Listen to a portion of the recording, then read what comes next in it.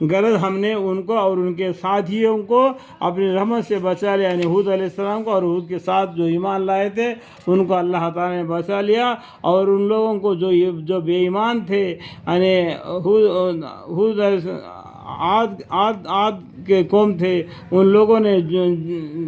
جڑ تک کاٹ دیے، اللہ تعالیٰ ان کے جڑ تک کاٹ دیا، ایسا ہوا بھیج دیا ان جھاڑوں کو، پیڑوں کو بھی، ان کے گھروں کو بھی، ان کو ہکاڑ کر پھینکنے لگا، جنہوں نے ہماری آیتوں کو جھٹلایا تھا اور وہ ایمان نہ لانے والے نہ تھے۔ اور ہم نے سمود کی طرف ان کے بھائی صالح علیہ السلام کو بھیجا، انہوں نے فرمایا اے میری قوم، تم اللہ تعالیٰ کی عبادت کرو، اس کے سوا کوئی تمہارا معبود نہیں، تم ایک اللہ کی عبادت کرو، اس کے سوا تمہارا کوئی معبود نہیں، تم الگ الگ قسم کے معبودوں کو اپنے ہاتھوں سے بنا کر اس کی عبادت مت کرو، ایک اللہ سے ڈرو جو رب العالمین ہے۔ تمہارے پاس تمہارے پروردگار کی طرف سے ایک واضح دلیل آ چکی ہے، یہ دلیل بھی آیا ہے، یہ اونٹنی ہے اللہ کی جو تمہارے لیے دلیل ہے، یہ دلیل بھی آئی ہے، اس کو برا نظر سے کبھی ہاتھ بھی نہیں لگانا، سو اس کو چھوڑ دو کہ اللہ کی زمین میں کھاتی پھرا کرے، اور اس کو برائی کے ساتھ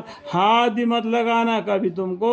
دردناک عذاب آ پکڑے۔ اور تم یہ حالت یاد کرو کہ اللہ تعالیٰ نے تم کو عاد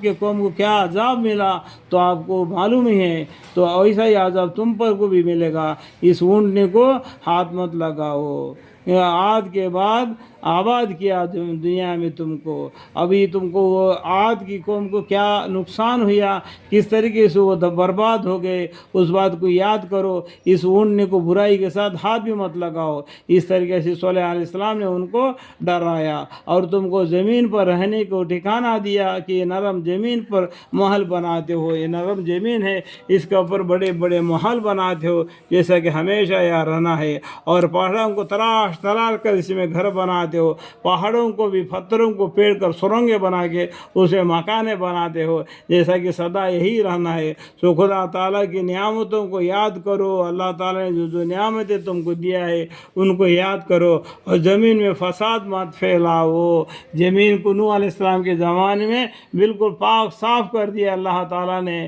اس زمین میں فساد مت پھیلاؤ۔ ان کے قوم میں جو متکبر سردار تھے، انہوں نے غریب لوگوں سے جو کہ ان میں سے ایمان لے آئے تھے، پوچھا کہ کیا تم کو اس بات کا یقین ہے کہ صالح علیہ السلام اپنے رب کے طرف سے بھیجے ہوئے ہیں؟ انہوں نے کہا کہ بے شک ہم تو اس پر پورا یقین رکھتے ہیں کہ جو کہ ان کو دے کر بھیجا گیا ہے، وہ پیغمبر ہے، اللہ تعالیٰ نے ان کو چن لیا، ان کو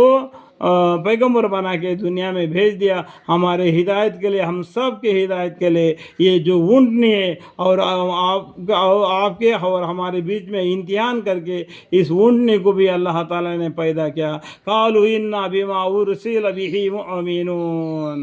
یہ متکبر لوگ کہنے لگے کہ تم جس پر یقین لائے ہوئے ہو تو ہم اس کو منکر ہے، اللہم اکبر لی، وہ ایک اللہ کے منکر ہو گئے اور بہتوں کو عبادت کرتے ہوئے اور پیغمبر کا حکم کو نہیں مانا، غرض انہوں نے اس اونٹنی کو مار ڈالا اور اپنے پروردگار کے حکم سے سرکشی کی، اور کہنے لگے اے صالح علیہ السلام جس کے آپ ہم کو دھمکی دیتے تھے اس کو منگاؤے، اگر آپ پیغمبر ہے جس ہم اونٹنے کو مار ڈال دیے، جس کے دو دھمکی دیتی ہے وہ دھمکی ہمارے منگاؤ کر کے صالح علیہ السلام نے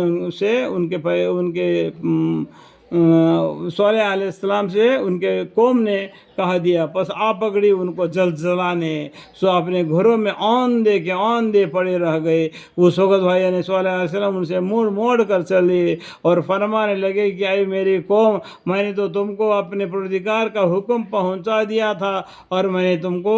خیر خواہی کی، لیکن تم لوگ خیر خواہیوں کو پسند ہی نہیں کرتے تھے، اور ہم نے لوط علیہ السلام کو بھیجا۔ اس کے بعد میں اللہ تعالیٰ لوط علیہ السلام کا قصہ بیان فرماتے ہیں، ہم نے لوط علیہ السلام کو بھیجا جبکہ انہوں نے اپنے قوم سے فرمائی کہ کیا تم ایسے فاحش کام کرتے ہو جس کے تم سے پہلے کسی نے دنیا جہان والوں میں سے نہیں کیا، اللہم اغفر لی، میرے طرف سے بھی میرے بیوی کی طرف سے بھی، دونوں کی طرف سے بھی میں اللہ سے معافی چاہتا ہوں، اللہم اغفر لی۔ یعنی تم مردوں کے ساتھ شوہت رانی کرتے ہو، عورتوں کو چھوڑ کر، بلا تم حد انسانیت ہی سے گزر گئے ہو۔ اس طریقے سے لوط علیہ السلام نے نے اپنے قوم کو ڈرایا اور ان کے قوم سے کوئی جواب نہ بن پڑا، وجہ اس کے کہ آپس میں کہنے لگے کہ ان لوگوں کو تم اپنے بستی سے نکال دو، یہ لوگ بڑے پاک صاف بنتے ہیں۔ اس طریقے سے الٹا جواب دے دیا لوط علیہ السلام کو ان کے قوم